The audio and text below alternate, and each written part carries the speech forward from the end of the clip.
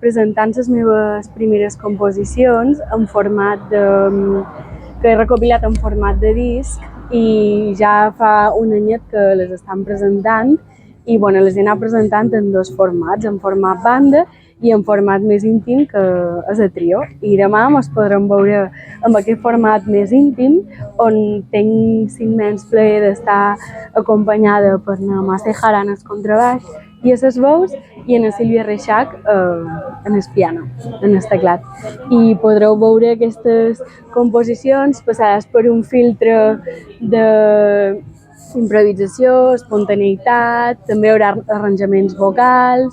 arranjaments per el trio i jo crec que serà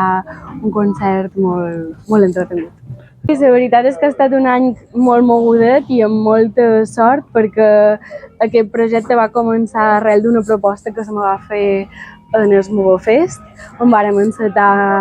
aquests concerts i a partir d'aquí la veritat que enguany no hem aturat de rodar el projecte amb els Barnassans, amb el Sofar, també amb els festivals d'aquí, Literanit, amb Mallorca Literària i estic molt contenta, és un regal, la veritat. Preparades? Bueno, la veritat és que ja hi ha cançons que vaig cantant en els concerts que no estan gravades perquè el procés d'enregistrament al final sempre és un procés un poc costós i encara no he pogut entrar a l'estudi, però la veritat que des del primer moment he estat cantant cançonetes inèdites, que ja no sé si són inèdites o no,